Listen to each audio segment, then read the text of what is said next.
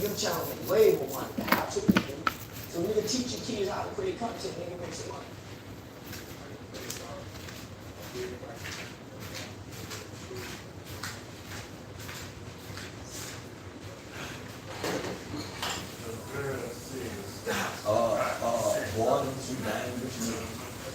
Boy, nigga that'll kill you and go paint his motherfucking fingernail. Boy, he's a dangerous motherfucker, nigga. You better leave him. Cause nigga, he don't mind killing you and going down there being a punk. That's the only thing make jail bad. Nigga can't get no pussy. So imagine a nigga who don't mind going down there and getting moved. Imagine a nigga who violent, homie. So now, homie, nobody's more gangster than a gay. That's playing gangster. Cause nigga, he'll kill you and somebody else and go down there and be in hell and the punk back. The dick back down. And I ain't gonna get out excuse me, TikTok saying the people you can't. But you're not, homie. So most of the gangsters, homie, got secret homosexual tendencies. That's why they say, I don't give a damn about crashing out. You really want to go get a bunch of them. And they accept it to go.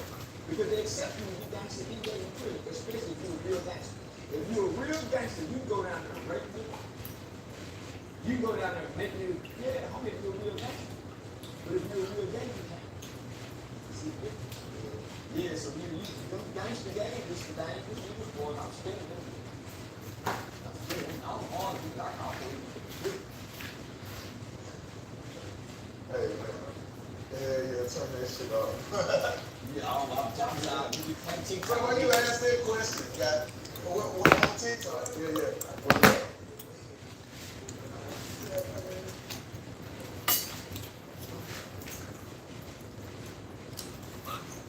Them hoes said stop. I said not.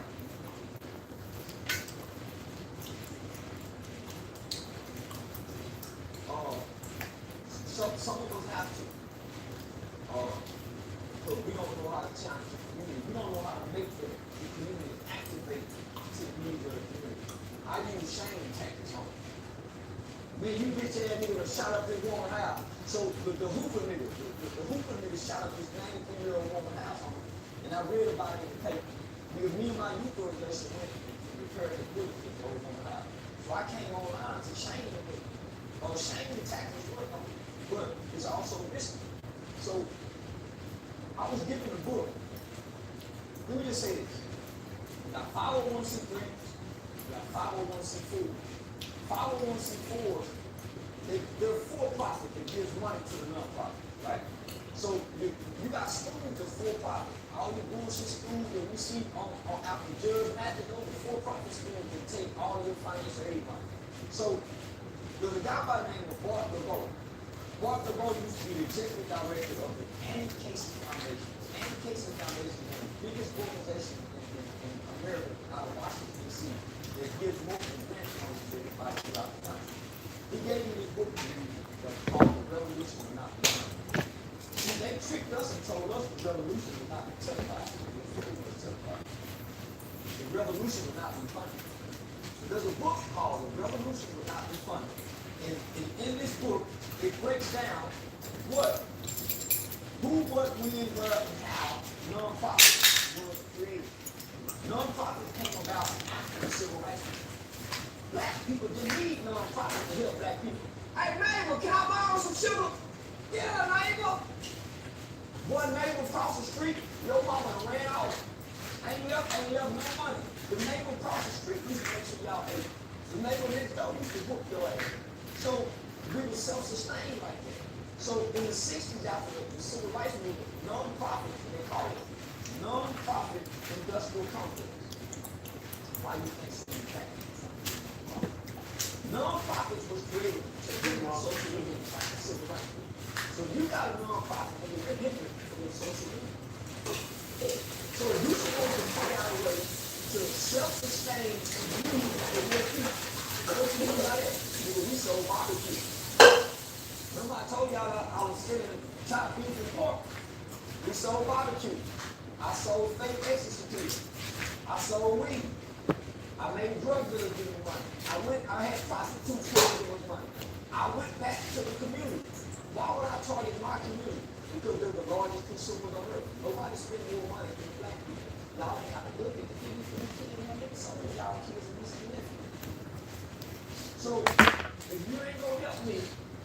find some of your kids' friends that you shoot them.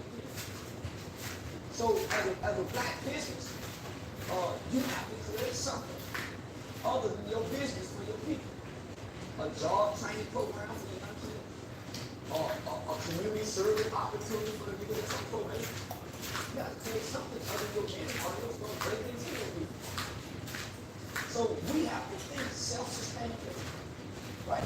As a business person, you can get all your tax write-offs. So once they put it, you're not in control. So they're not in control. So go take your money back. See how they want to come back? Yeah. See how they want to come back?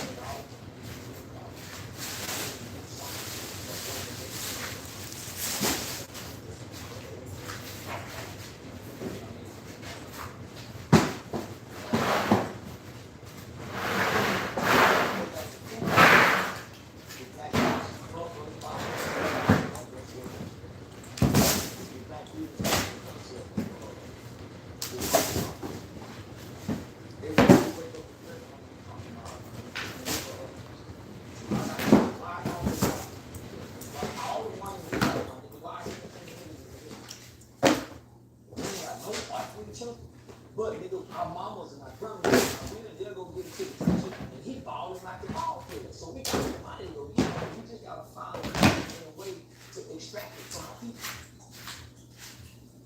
And it has to be innovative. Whether it's through entertainment, we have studios, our homies. I guarantee, homie, 90% of the young niggas that put the microphone, put the gun down, you put a microphone or a camera in it. They're really doing that for the attention. You have niggas to put these guns down, homie, if you put something in the gun, give the niggas the microphone, show them how to make some money, show them what to do with that camera.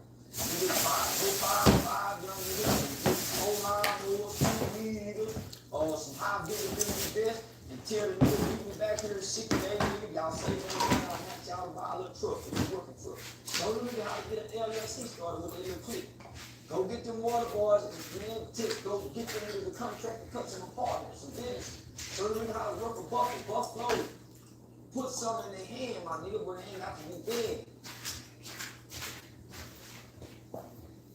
Begging is a shameful thing, my nigga. I don't give a damn if you the preacher. Asking, that's a shameful to be asking a motherfucker for their money. And the people you asking are already poor. Give them a reason to give it to. I found a reason to make them give it to me. Man, he gonna be shamed of it. Man, he gonna call the police. And I'm gonna secretly call the police on y'all drug house. I'm secretly gonna call the police on y'all drug house, homie, if y'all don't help us. The nigga, that's what y'all supposed to be doing, my nigga. Y'all taking it back from them. Y'all taking money out of the little nigga house from the mama. So yeah, nigga, we gotta come up with some innovative ways, homie, cause just think, nigga, we built Black Wall Street, nigga, without white people help. We built Rosewood, Florida, nigga, or Slogan, Texas, nigga. Atlanta was black and vibrant without white people help. Detroit, nigga, Motown was black and vibrant without white people help, nigga. Now we ain't got no more black labels. So what's your stance on that? Like selling drugs, like to feed your family, like? I don't think selling drugs is bad, nigga. White people sold us, so how motherfuckers gonna tell them we can't? If anybody should be able to sell drugs in America, it's supposed to be black people. They sold us. And we ain't getting the drugs over here. Nigga, what you doing with the money when you sell drugs? You gonna go splurge and look good in front of all your people, but nigga, you ain't getting nothing to the money. The Klan, nigga, they bought land. The Klan owned farms and ranches. They bought dump trucks. They bought tractors. They bought cattle. They built houses. The Mexicans, the Puerto Rican and Cuban, nigga. Who you think own all them high rises and resorts out there? They come from cocaine money. Everybody went and built something with the dope money except nigga. We bought cars, clothes, jewelry, and hoes. We didn't find nobody in our family with the dope money and put behind the money behind the business money. Nigga, Big Meech was the last nigga that really done something with the dope money. He put something, he put his family and friends and everybody, but he was a unique nigga. That's why nigga, he another one of my favorites. He wasn't about violence. He was a unique nigga, homie. So until we can take the money and put the money behind the business mind, black folk, I be so disappointed. All the people around me asking me for money, but ain't nobody coming with no business idea. Nigga, I had a little brought out. Nigga, I had a little brought out the strip club, homie. Nigga, I put her in real estate school, but nigga, she couldn't elevate. So nigga, I be trying to see who got the business mind, homie, so I can put the money behind the one with the business mind, not the one just asking for money to pay bills. I'm gonna go broke behind it. But the one with that business mind, homie, yeah, that's my lifeline. So I'm looking for the one with the business mind to put the money behind. Yes, that's why I want to talk to a strip. You got the kid, what you do, what you did. So that's what I don't want to just get my cash, I'm putting it away to the swine. So I'm strategic. That's what I'm getting my money. Very strategic.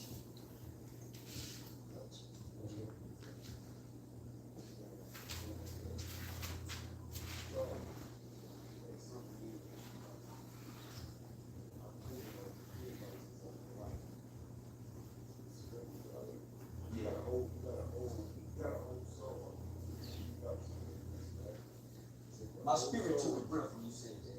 Y'all were releasing something. Yeah, I'm sorry, I'm probably Now you good? spirit in you. It's something inside of you that's here. And I also actually said it's something that sounds like Yeah. So I got the wisdom from Mark. The old man, homie, y'all can see him talk. The old man is 78 years old. So I sat at the feet of the elders. For my 12 years of working in the community, I sat at the feet of the elders. And nigga, I was spending 18 hours a day, nigga, with the elders. Listen. And I would say, damn, Pop. And then he like a godfather. I mean, Pop, how can all these niggas be around you to hear this? And they can't execute. I done done everything you said, do, man. Everything I done done, turned cold from listening to the elders. Everything. I didn't want to love black people. I wanted the elders taught me how to love us with wanting to hate us. The black elders taught me how to nigga not hate a gay black man. He's still one of us, nigga. The gays get on the boat too, nigga. What? The gays get on the boat too, nigga. They still out. The ones that we don't want on the boat, we don't give them to the white man. We take our own trash out. Them rotten ass niggas that do shit, nigga, we supposed to go kill them. We ain't supposed to let the white man have it. They're ours. So when I learned how to really love us, it's like your mother, homie, your father who still love you when they're mad and disappointed. They still love you. So nigga, the elders taught me how to love us with these kind of emotions. The spirituality comes from my mother learning indoctrination of Christianity. And I'm saying, mama, that ain't real because I can't understand thou art. So Hello. When I was a kid, I had two friends who killed themselves. And we was in the boys' home. And my nigga coming over, he used to always say, nigga, I was watching they kill him. He said, this is real. But we never believed it. Then my nigga jumped on a white woman. And he killed himself out there. They used to put me in that same cell. I used to have suicide thoughts, not that I want to kill, but nigga, I was psychologically going crazy on as a kid because it's inhumane to keep a kid locked up on 24 hours per second.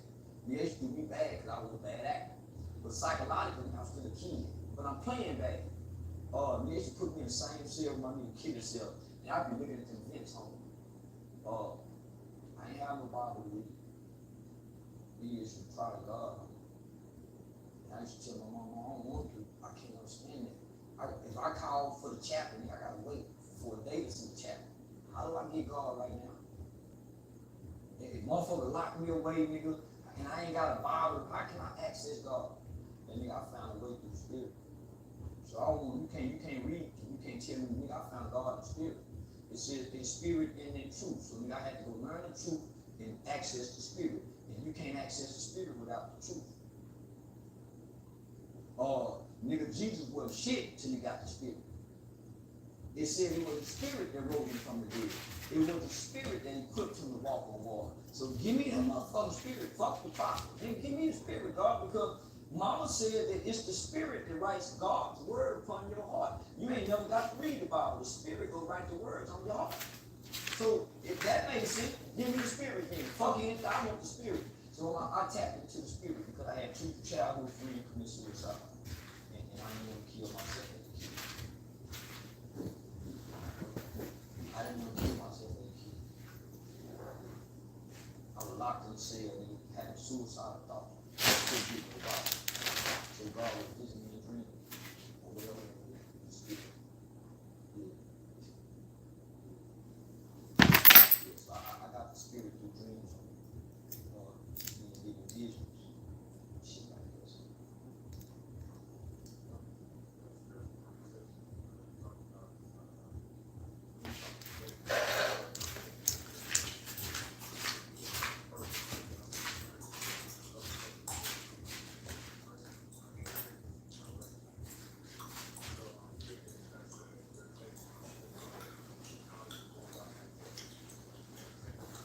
Oh yeah, that's you can't access the Spirit without meditation.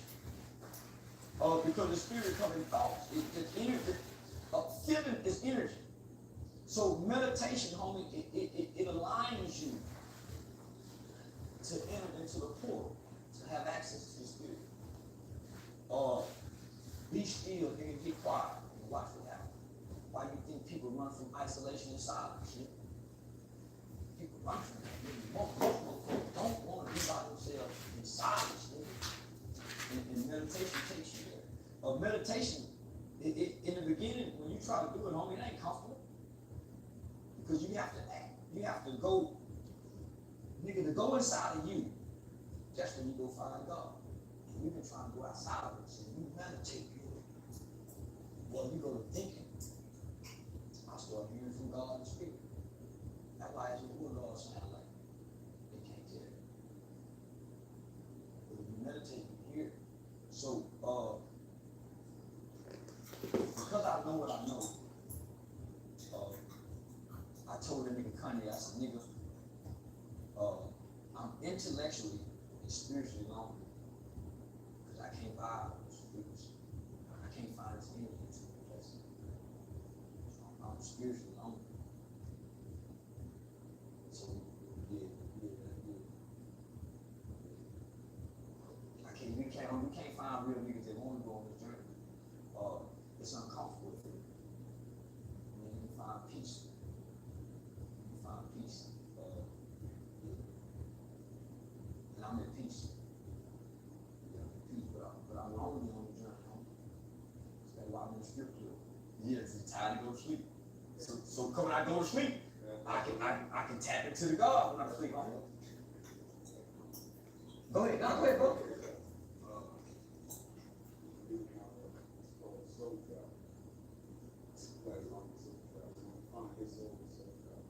Yeah, and that's what happens. So people may have heard me say it before. I love black people. I love my people, but I don't give a fuck about my people. I'm looking for my kind. And my kind is a soul tribe. And how do you recognize your kind? By the actions. By the actions. There's certain things your kind just ain't gonna do.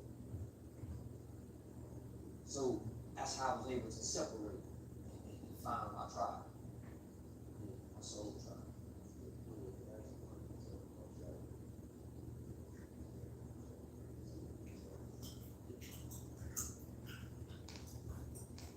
See, I can't get this conversation over, home. I can't, see, this is steel sharper than steel. Normally, if I say this, I'm gonna get dulled because the people out there don't understand. And the right kind of questions, they're gonna dull my knife.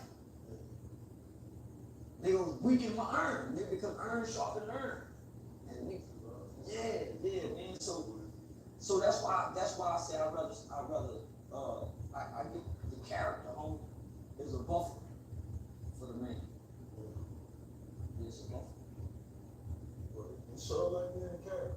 It's a buffer for the man. Yeah. You see how vulnerable I am having. You heard, let me say you heard, homie, because nigga, that leaves me vulnerable.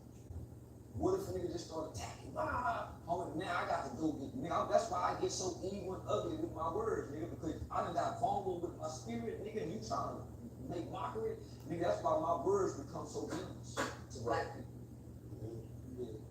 But I feel like that's the only way that I hear if you, It is. like, if you go that extreme. Like, It's that's the only way, hard. It's hard to get the ears of a motherfucker and hear suck my dick, bitch, fucking die, nigga, kill, eat my ass, bitch. Homie, it's hard for you to supersede those words with intellect because the words want to hear that. So Dr. King couldn't talk to these people today. Malcolm couldn't get no message to these people because all we hear is bitch, die, suck my dick, fuck, hoe, shit, bitch, hoe. So now here you come and talk to spiritual talk. Man, no. I started out going to the school, shirt tail tucked in, bow tie. When the niggas used to arm be folded, looking at them nigga. Now when I say I call a murder case, he'll sit up. I tell him, man, I used to pimp on the kid's mom. What's up, bro? But just off the image. But if I didn't say that, nigga, but nigga, only thing you used to get him, I used to have Prince cut down. So that's what you used to get him, put him down. You used to shit down. But nigga, when I started putting on the Robin jeans and coming with the motherfucking Gucci shoes, they already identified off the image. Boy, so as soon as I started talking, they already received it now. So it's much easier to deliver a message dressed up like this here. Yeah, you met them where they at. Yeah. You met them where they at. Yeah, so when I got to Texas Western University when I was studying pre-law, I was still had the hip hop gear. But nigga, I'm over here wondering why the white kids and everybody else not receiving. Cause I still had the hip hop look, nigga walking on the law school campus.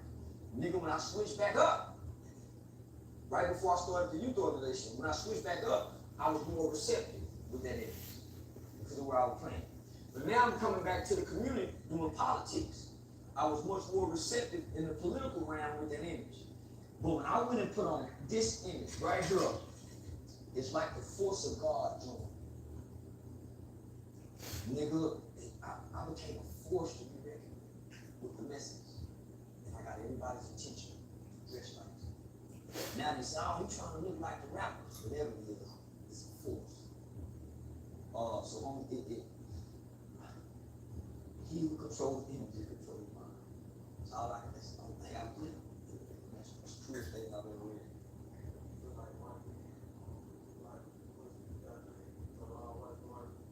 Michael Rubin. Yeah. Nah, he'll say. It's as much as we don't want to believe this, the white man is our only ally in this world. The white American man is our only ally in this world. Because he will unite with us under our constitutional rights to help save this country. He's our real brother. The white man taught us how to read, the Mexicans did. The white man died with us, homie, to help us get out of slavery. The Chinese did. The white man fought alongside the white Jewish man with Dr. King to help us get civil rights. The Mexican didn't, the Latin didn't, the Chinese didn't, the Cuban didn't. So he's really our only friend in the world.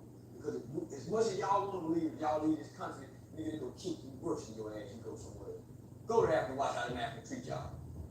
Nigga, go somewhere, nigga, man, don't nobody like us but the white boy and his white woman. They our only real friend, my nigga. I swear to God. I swear to God, they are only real friend. That's why, homie, don't nobody else really fuck with us.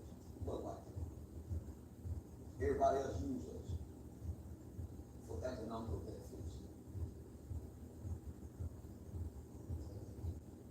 I ain't want to get this deep, man. Y'all done left the character in the car. Yeah, it ain't about the man out here. But it's greatly appreciated. Well, homie, this, man, this leaves me alone. Man, you can hear the passion and all this leaves me alone. The black man don't like what we do. But you know, it's a sacrifice that niggas willing to make. Because I'm a reflection. So y'all, I'm reflecting what y'all bringing to me. Yeah, I'm reflecting. I'm comfortable, but I'm uncomfortable. Oh yeah. I can appreciate this, homie, because y'all young, my nigga. So it's hard for some young niggas to draw this out of this. You know, it's hard to find for young niggas to draw this kind of conversation.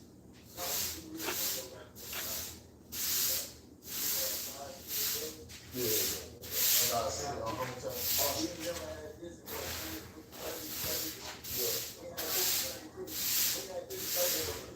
You still over the bill? Yeah, I already know. But nah, homie, we can help us, right? White people seen what I was doing in our community. And nigga, that's how I became a Republican. Because the Republican Party saw what I was doing, homie. The black Democrats and homie, white people started coming to the hood to help me help black children.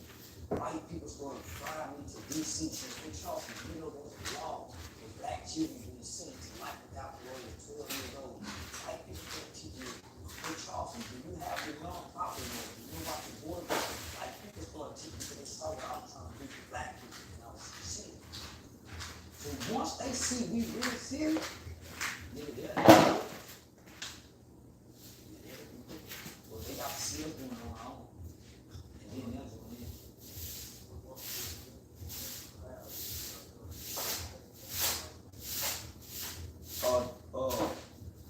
One political leader.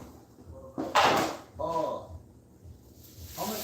So there's been proposal for me to sit down with Donald Trump. He wanna, because I want a free Larry Hoover, and I believe he'll do it. So I text Kanye. I texted Kanye a few weeks ago, and I said, we can get Larry Hoover out of lockup. I think Trump will do it. And so that's my goal. Before we die, some kind of way to try to get Larry Hoover population. Why do you like Larry Hoover? Because I'm not big in Texas. But there was some, and I remember I stole them niggas' literature. And nigga, that literature helped me evolve from wanting to be gangster to growth and development. Evolving. Man, that nigga had many wisdom, knowledge. So when nigga Larry Hoover changed the whole mindset of gangsters, homie, and I just happened to be a kid who got to pick it up off the ground. And nigga, it transformed the spirit of the kid. Because all I knew was gang, and I really didn't even know that. I'm just picking this shit up in the boys' home. I come from a good home. So I didn't know about gang. So from 14 to 16, I'm gang, based on the quick knowledge. And quick knowledge, I know knowledge. But nigga, when I was like 17 years old and I got a hold of that literature, that's what made me quit gang. Yeah, we made me say, fuck that gang and shit, huh? It's just the evolution of the man. So any other like Kamala Harris, like saying like legal policies or anything? Yeah, I have. I looked at her policy when she was Attorney General. What makes you think she's gonna be any different from that to now? Nigga, her whole policy was locking up black men. Then she married to a white. And her children are fully black. So how can you understand the plight of a black woman and his mother's not black? How can you have love for us and you wasn't raised with us? The only reason she knows us is because she studied us from an Indian perspective. That's how she learned about it.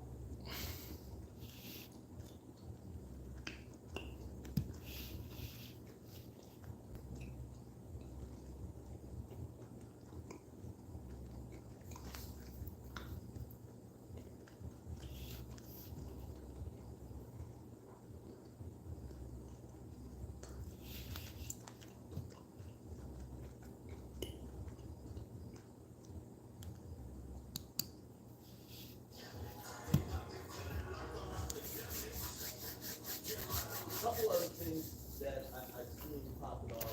We'll get to this on the front in a second. Shout out to the boy Diddy. The boy Diddy is moving around. I don't know what necessarily his plans are, but actually, I'm gonna be honest with you. To me, this was an interesting development. If you guys don't know, Diddy appeared in New York, and in the latest video, First of all, he was seen being spotted in Harlem, New York, and he was seen doing a video with a guy. I don't know if it was willingly, but he did a video with this guy, and this guy, premises in Harlem, this guy promised that he would put hands on anybody who was trying to get his name. first of all, it's all Harlem love. You already know. It's not even saying it in front of you. You know how conscious people teach about playing about it. This is family, this is love, and it's all love. And he's brushing those ways. And he's brushing those ways.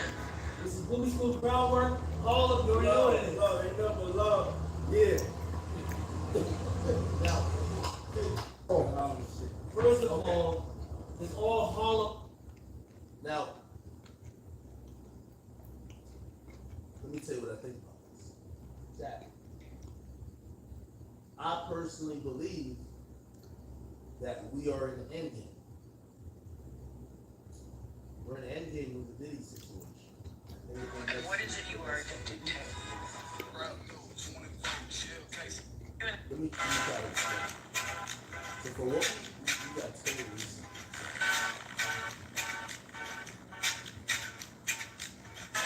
grand jury in these cases issued some findings. Show us a Now, club. I think we're all ghetto lawyers in here. If you've been watching me, watching me cover mad cases, we read through mad court documents. I think we're caught up a lot of this legal term to know how to navigate, but if you're new or you just don't know, what a grand jury does, a grand jury is a way to indict a person on felony charges. Usually most felony charges are charges that need to be indicted, even though it's going without complaint, but if it goes there, usually a preliminary hearing where usually a judge, I'm explaining for a reason. So there's two ways people get indicted, right? So grand jury and a complaint, usually by some law enforcement officer that is co-signed by the DA. The DA brings it, and at that point, if it doesn't go through a grand jury, they have what's called a preliminary hearing. $76, please. Okay? I need $76. I'll pay you back when I get paid next week. Just download the Albert app. They'll spot you for $250 instantly.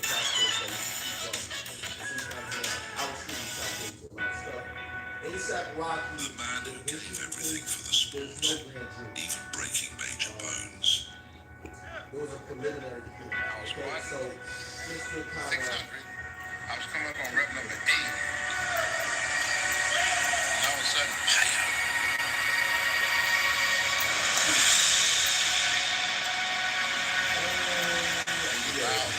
Including his spinal bone. Just because of his love for the sport, looked much better in 2024 after several surgeries and stem cell treatment. We're watching 8-time Mr. Olympic Ronnie Coleman on the TV inside the Hyperbaric Oxygen Chamber. While he's doing this there. That's pretty awesome, everybody. gets better, better, better. It's really where it's for. I see now and more treatment, so I'm going to be. This year marks a special one, as Ronnie Coleman is turning 60, the king of bodybuilding.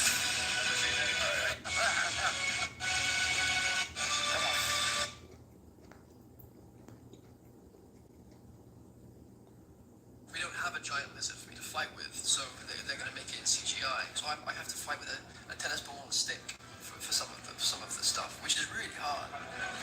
And then you've got John, Big John Duff, who's the stuntman who's playing the lizard in lizard form, who is a scary looking dude because he's just so big, but again, such a nice person. Action!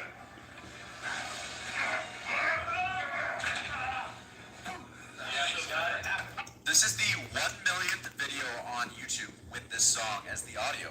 Can we make this the #1 liked video? A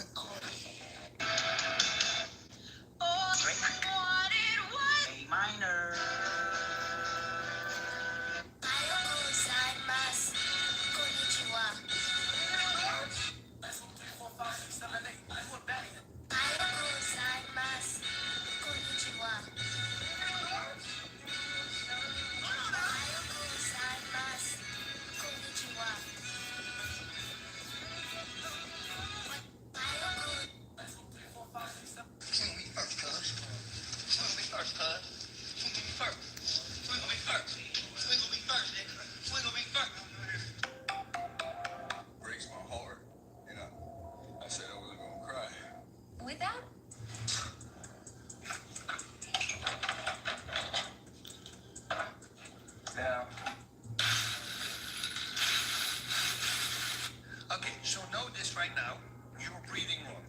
25% of it.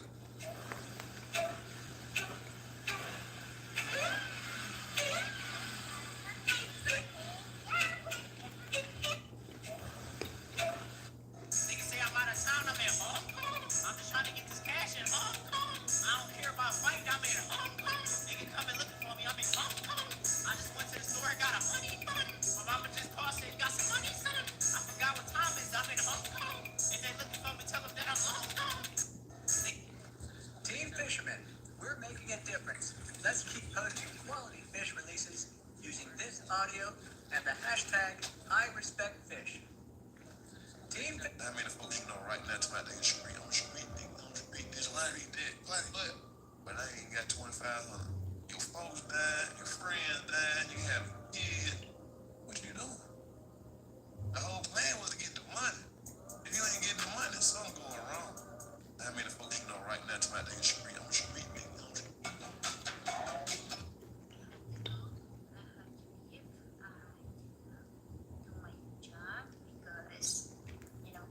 She's from Philippines. You become my assistant to Crispy Thick. Philippines or Thailand? I don't like Thailand.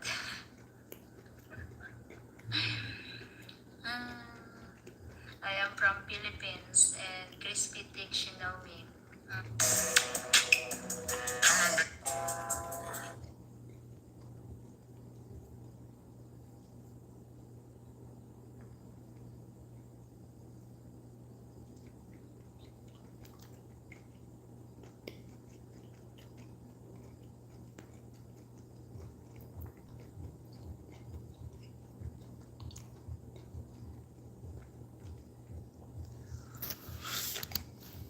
They have a preliminary hearing, and a preliminary hearing is where the judge is going to look at the evidence, or not evidence necessarily, but probable cause, and say,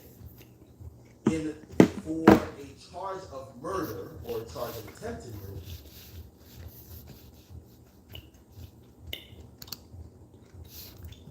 they get a warrant, they arrest you, they have a preliminary hearing, and a preliminary hearing is where the judge is going to look at the evidence, or not evidence necessarily, but probable cause, and say, for a charge of murder, or a charge of attempted murder, or a charge of aggravated assault, at least for A$AP Rocky, they're going to look at the evidence. So what do? They look at video, and by the way, we should get to the A$AP Rocky situation too. So this is like a mini hearing. So you have people who are investigators, so detectives like testify, they showcase the video. I don't know if you guys ever seen the Rocky stuff. They have like 5 different videos of Rocky. So they play all that, right? These are videos of the shooting, right? So, right? And basically at the end of it, the judge announced that, hey, Rocky, I find that there's enough probable cause for this to move on and for you guys to go to a trial. Okay?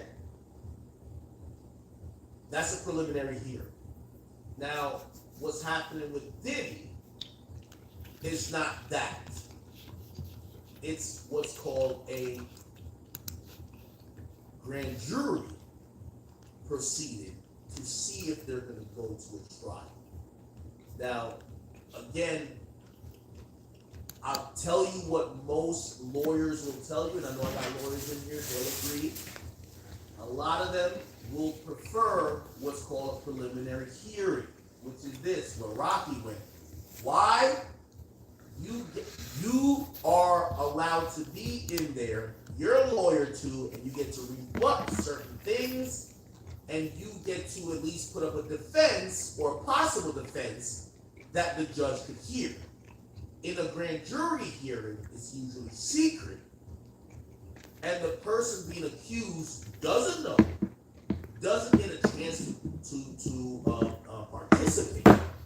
And the theory is you could indict a ham sandwich through a grand jury because they're hearing one side of the conversation. By the way, shameless plug or whatever, but you know the bullshit they talk about me? They could indict a ham sandwich through a grand jury. They went through a whole thing. I wasn't there. I had no lawyers there. If there was anything there, that would be like, work this thing. It's not. That's what Diddy's doing now. With the, if you'll notice here, A$AP Rocky's in court. A$AP Rocky's in court. You see him right here. A$AP Rocky. So that's a preliminary. What Diddy's going through is a grand jury.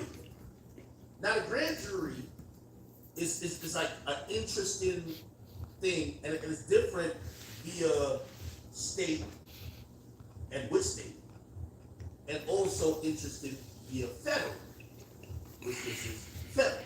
Now, I'm gonna tell you why I'm explaining this. I'm explaining this because the grand jury that's convening in this Diddy situation is in New York. Okay? Diddy, for the first time, is seeking New York. We heard about 2 weeks ago or a week ago that the grand jury issued a new subpoena for. So let me tell you how the grand jury works. Right? Yeah, I can play some videos that you got to understand, but I'm gonna give you the nigga layman's term shit. Grand jury usually is more than 12 people, sometimes up to 24, 23. Yeah, they usually have an odd number. And unlike a criminal case when it goes to a verdict where you need beyond a reasonable doubt, you need everybody to agree. So if there's 12 jurors, you need all 12 to agree. In a grand jury situation for most places, they'll go with 23 jurors and they just need half or half plus one. So for 23, they need 12. They need 12 people to say there's probable cause. Now, granted, this is not if the person's guilty. It's just they have probable cause to go to the next step, which is a trial. So it's a probable cause here. Now, usually what happens is the defendant or the possible suspect, right, is not involved. The lawyers is not involved, even though maybe their lawyers are communicating maybe with the DA, right? Because obviously the DA and the detectives or the agents are investigating. Now, and just pay attention. I'm gonna get some. What usually happens is, okay, say 23 people, they're all sitting up and they're watching this case, or they're watching what prosecutors are basically showing them as what they have as a case against them. So what are they doing? They might go, remember they raided his house already. They're gonna go in front of those people and be like, hey, we found A, B, C, and D in his house. We have this tape. This tape consists of this. We have this text message that kind of puts him in a situation that makes it seem or would put him at, would make it seem like he's guilty of doing A, B, C, and D. And usually in grand jury settings, the grand jury also at times is allowed, which you've never seen a regular case. A grand jury sometimes can ask a witness. What? So the grand jury sometimes. What are you talking about, Ali? Hey, well, if Diddy was having all these free calls, why did you keep going? Like you never hear a juror talking in real court, because at that point they're a neutral arbiter. But the grand jury situation is an investigative setting for probable cause.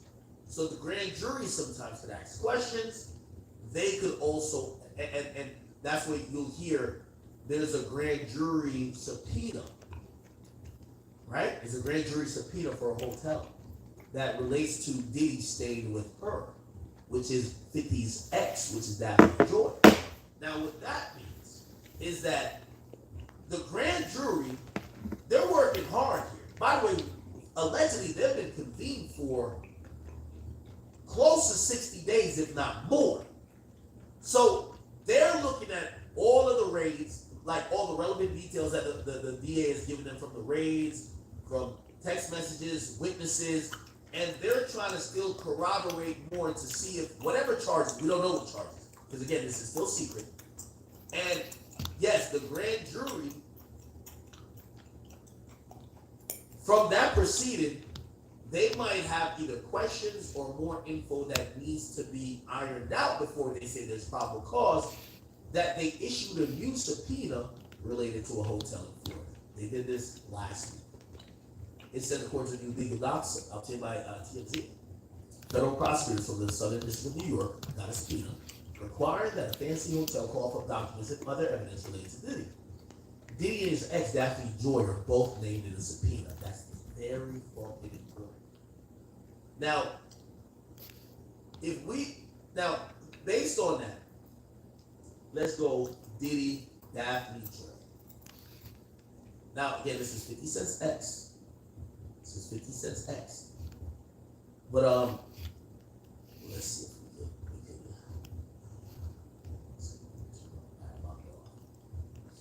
Now, give me one second. Now, what I'm looking for is, when did Diddy start dealing with Daphne Joy? Right? When? This is important to know. The reason why is, if part of this indictment includes Daphne Joy, by the way, it doesn't mean that she's necessarily a victim, but it could have been she was there while Diddy was having free calls. Oh, the subpoena says from 2008. I don't know if he knew her in 2008, but maybe he did. But it doesn't. The mere fact that she's part of the subpoena, she might not be a victim, or she just might be somebody who's good job. Or unindicted co-conspirator at the end of it. Which I think Carisha's going to be in something like this too. Yo, we just want to check your phones. We want to check your security cameras, and if you were booking rooms for Diddy, we want to subpoena those too, because we think you'll have evidence. No one thinks she's going to get charged with anything. But what this kind of tells us is that some of what the grand jury is investigating in terms of criminal activity, which we're all thinking about these freak offs or whatever, 50 Cent's baby mama was exposed to some of it because she's listed in the subpoena, right? So, okay, cool. They said subpoena calls for the hotel. So apparently this is a hotel that maybe she was booking for Diddy at times, or maybe her name was under, or or whatever, or maybe her and Diddy's name, whatever. And it's saying Diddy and Daphne and other associates of Bad Boys Entertainment from 2008 continue. Okay. All right. Okay. The prosecutor also asked for computer IP address, logins of individuals, and other copies of identification and vehicle information. What's more, feds inquired by surveillance footage, which, by the way, I don't know how long usually even fancy hotels keep footages for, especially if they were never subpoenaed before. Now, the whole Cassie footage, we're assuming that footage was just put aside after Diddy specifically tried to pay for it. Not necessarily they just had 8 years of footage or whatever. 8 years of footage is sitting in the hard drive somewhere, right? Anyway, so the new subpoena was only issued a couple weeks ago. It looks like the authorities are still hard at work. As reported, blah, blah, blah. Okay, the federal grand jury was convened, blah, blah, blah. All right. Now, this is what I believe. And this is just my speculation. Again, I'm not no legal expert. But I do think that Diddy moving around is very calculated. I believe that, now, here's the thing. Diddy has the best lawyers man could find. Diddy's also allegedly been really cooperative.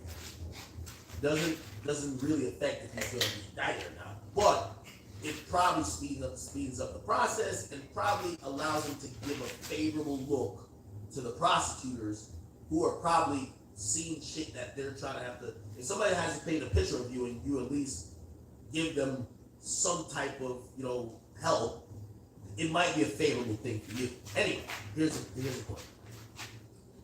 Diddy being in New York, what this tells me, or what this makes me feel, is that a really unlikely thing might be happening. What? Perhaps, and this happens at times. This happens at times even though rare. As I said, grand juries are usually secret, and the person being investigated usually never knows.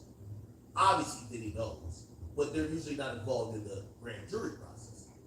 It is possible that with so much shit being thrown at Diddy, and probably Diddy having some of the best lawyers possible, that he's worked with the prosecutors, and probably to the point where he might be able to testify at his own grand jury proceeding, which is usually never happened, right? They usually don't hear from the victim, or not victim, the potential suspect. But Diddy being in New York, the grand jury convening out of the Southern District of New York, him randomly being here, he don't really got much business still going on. Like, everything is on autopilot, being taken care of by his chief of staff and this and third. I have to think he's only doing legal shit.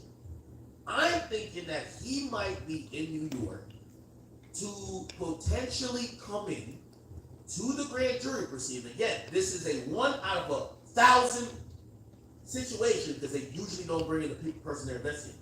But there's so much shit they're trying to throw at the wall, perhaps he could answer some of the questions that the grand jury has about what the fuck is going on. You get what I'm saying?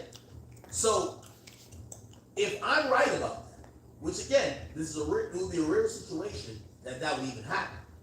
But I do think Diddy's lawyers and all of this is happening. It's possible that this might happen. And I can imagine Diddy's probably interviewed with the feds already, or at least been asked to interview, or I don't necessarily know about the Prophet at this point because he's clearly the target. But if I'm right about him possibly being involved in the grand jury proceeding, which is usually not, you gotta say it's not popular, it's not common. This would say the grand jury is at its last leg. And this is probably the final part of, okay, we done heard all the things he did. We still have some questions. We're still going over some stuff. You guys are bringing more information all the time. We're still putting it together to make up our decision. But we're still not convinced. Let's see if he gets on that stand, or he testifies, or his lawyer comes in. They could make some sense of it that could potentially make us say, oh, yeah, he's a freaky ass nigga, but he's not a sexual criminal, or he's not a sex trafficker, or he's not a drug dealer, or he's not some racketeering killer, or a guy who ordered murders. You get what I'm saying? So that's what I'm thinking. I took a while to get to this point, but I had to explain a bunch of things to you. I think Diddy's in New York to potentially affect or be involved in this grand jury situation. And I believe, if I am correct, I think in the next 30 days, we're going to hear something. So mark it from today. If Diddy's in New York, which I would imagine maybe this week or the next coming week, his lawyers are going to be trying to do whatever to affect this grand jury proceeding, whether it's offer Diddy up as somebody who's down to explain some shit or whatever. And the decision on, are they going to indict him, would most likely come down within the next 30 days. Now, I could be wrong, because again, they're still issuing subpoenas, or they issued a subpoena last week. Maybe this is just part of, maybe they got mad other subpoenas to issue. We don't know. But I think, I'm not no expert, but I think we're at the point, 30 days out. 30 days out, if you ask me. I personally believe that Diddy has been prepared for some indictment And I think he's probably being told by his counsel that what most people think he's gonna be indicted on, it won't be that, but it's no way that the feds did this extensive operation. You know, when they're doing all these raids and all these subpoenas, you're giving out man hours in terms of overtime for people having to like scour through footage, scour through emails, search this, search that. This is a lot of time that there's like, it would be safe to say we might be into the millions with this investigation, right? With the manpower, resources, extra additional resources to decrypt and parse through all the information, look under every stone. I don't think they want to come back with, oh, he's straight. So even if they don't come back with the, oh yeah, he was sex trafficking women, which I think a lot of people believe that they're gonna come back with that. It's just too broad, especially if they go into the Racketeering Act. They expect to at least for him to get some charges, maybe taxes, maybe I don't know, money laundering, something. You know what I mean? Two things I can think of: wire fraud, racketeering, sex trafficking, weapons possession, drug possession. Those are the four. Those are like the big four. But I am at the point to think that it is 30 days out, and we will see. We'll see. I could be wrong. And by the way, I think if Diddy's thinking best case scenario, he's waiting for the grand jury to say, hey, we, the grand jury that convened for blah blah in the case of blah blah blah, have found that there is no true bill in this situation, and there is no probable cause that this could go to any type of trial. And if that's the case, they'll alert these lawyers and trust and believe. Maybe he still stays low, but he'll be planning to come back then, because he'll be coming back with his fucking middle fingers in the air saying, the grand jury saying nothing there, niggas, so all y'all niggas suck a dick. But I think he's gonna get something of these fingers out, right? Anyway. I know somebody have like your act. You got all that from just seeing that nigga in New York? Yeah. All the court shit's happening in New York. He's getting rid of his LA place. He's been in Miami for a while. And then now he's in New York. Trust and believe. Yeah, trust and believe. Okay.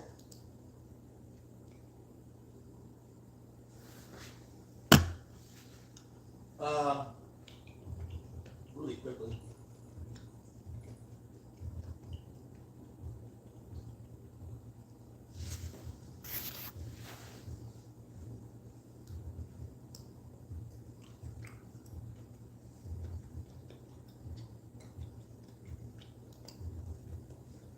Jim Carrey played your brother, the oldest brother, King. This is the other side of Kirk Franklin praying.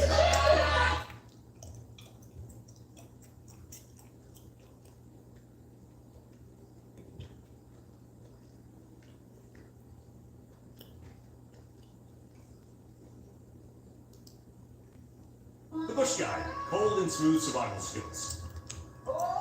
Should you become stranded, be ready to signal rescuers.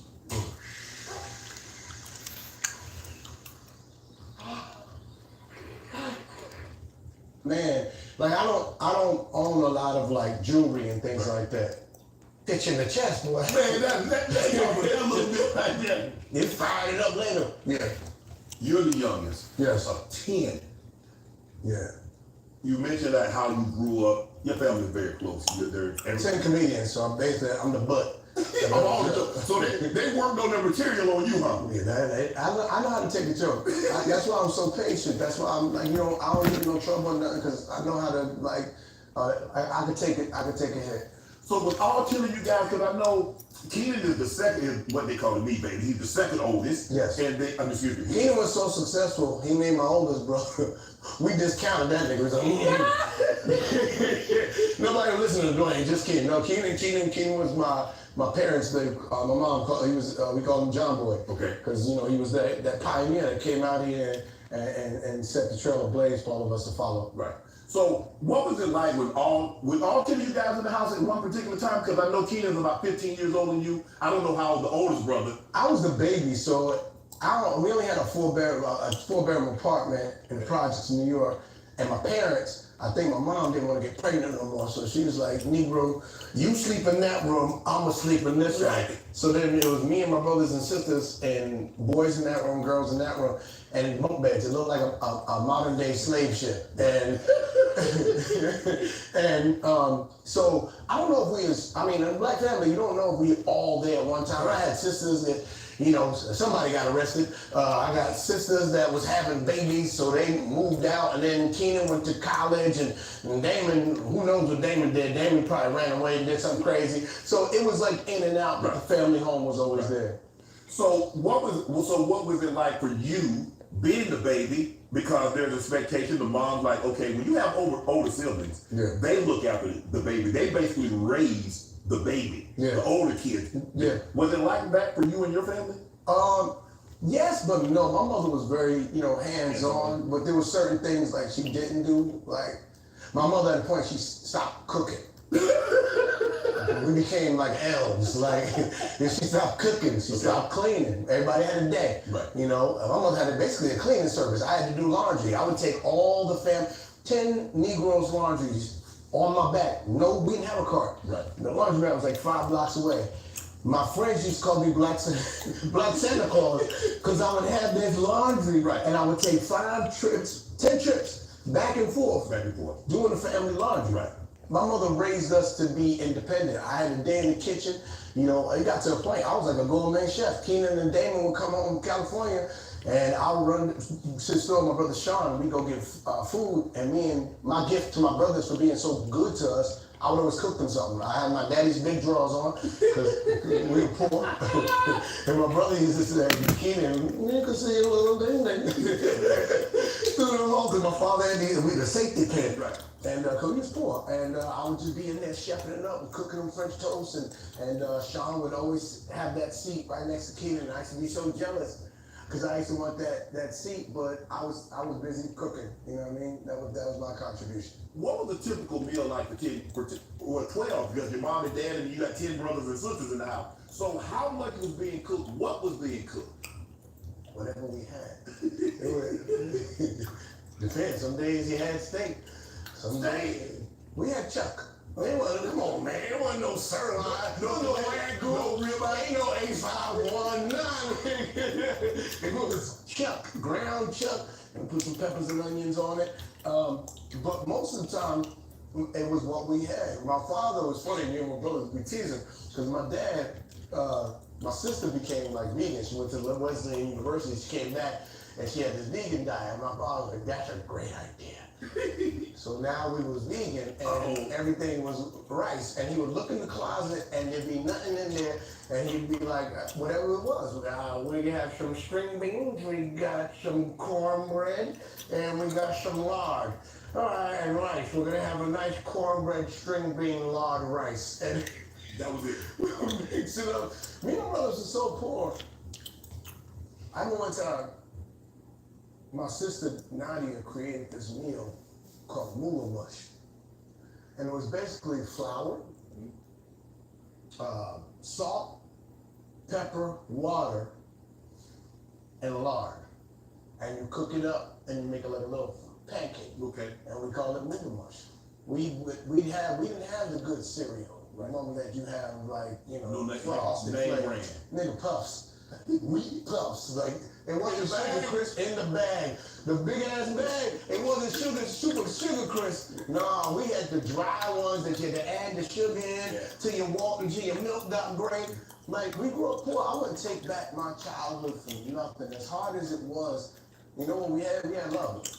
And when children have love and they have that security, and I had something that a lot of people on my block didn't have. I had a mother that cared. What's up, people? And I had a father.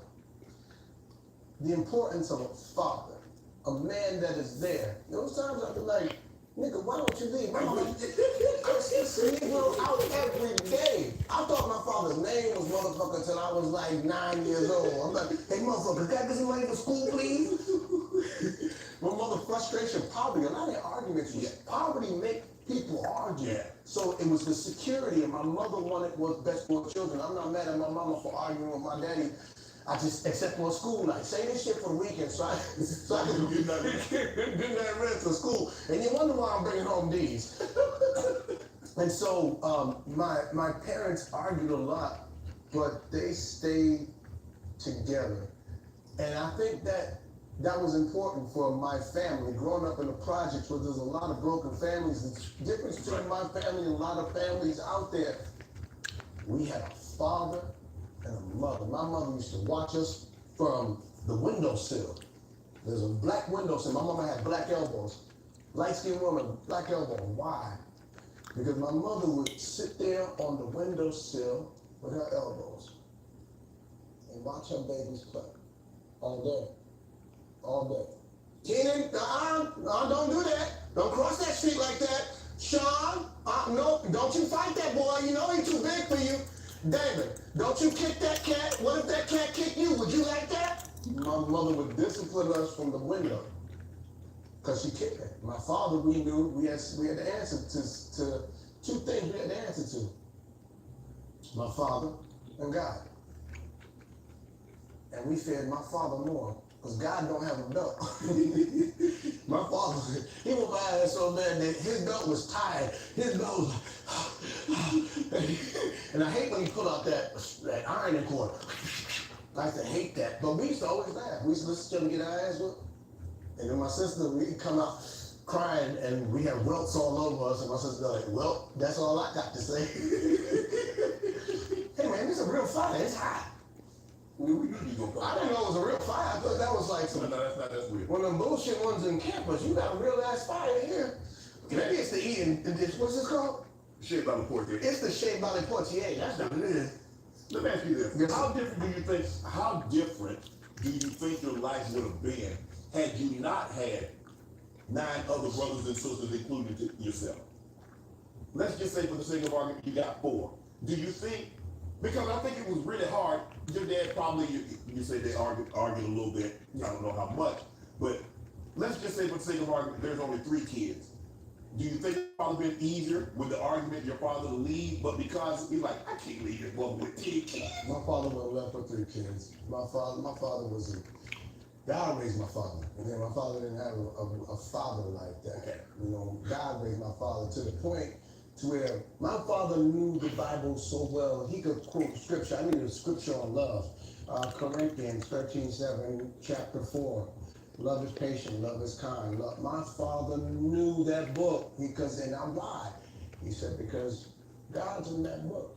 When my father died, he said, if you ever want to know me, get to know my father. Whenever you miss me, I'm in that book right there. So sometimes at night when I can't sleep because my daddy gone, I pick that book up and those words scream to me as my father talked to me. And my mother was different. My mother was like, she wasn't the old witness. My mother was like, she's Baptist. And mamas would tell me, no, let me tell you something, God ain't just in that book. Because his Bible was like the King, it wasn't like, you know, Joe Witness got their own version. You know, it's translated. My mother was like, no, the King James Version. What about the Quran? What about, there's God in every book. So if you ever want to find me and I'm gone, I ain't just in the Bible. I'm in every book. So now I can't pick up green eggs and ham. Mama in that book too. Ham, Ma spelled backward. When I look at you guys, for the most part. So my father wouldn't have left no matter what. 1 kid, 10 kids. 15 he's there. Let me tell you something. My dad, Howard Waynes was a man. So much so that my daddy raised kings. You know, we are successful because we was raised right. We had a mother that loved us and a father that protected us and respected, and we had something to answer to besides them. God, my parents did a great job. How do you get all these successful children?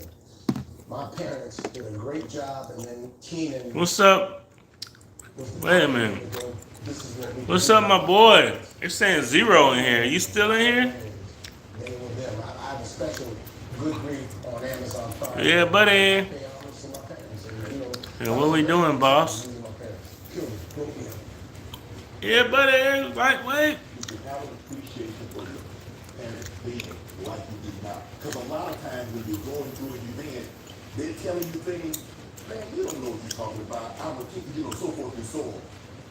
I don't think I had the appreciation. I understood what my grandmother and my grandfather would do it for me, but I didn't get an appreciation, a true appreciation, until I left the house and I got on my own and I could hear everything they had ever said to me as a child being replayed in my ear. I think in some cases, yes. What's up, boss? Like my mother used to always give us business advice. My mother would be like, you gotta buy this, you gotta buy real estate. You gotta think, when my mom talked, she told you like this, something about me, my mom talked. It was just very annoying. And I'd just be like, I don't like the way you said it. You know what I mean? Like you know you got it. She'd be like, you see that house, that abandoned building? Keenan, you need to buy that. Mom, you see that crack house right there? That crack house is gonna be worth millions. You see that abandoned building where the prostitutes is coming out of? Damon, you need to buy that. And she'd tell us this in New York City in the meatpacking district. You know them crack houses is now townhouses that's worth $15 million? Yes. You know those buildings that was probably worth $1 million that the prostitutes was sucking niggerling in? That building's probably worth $50 million. My mother was brilliant. My parents were very smart, and I always respected my parents because my daddy taught me in scripture in the Bible, and I actually did a tattoo across my chest. You honor thy mother and father, for thy days on this earth will be longer.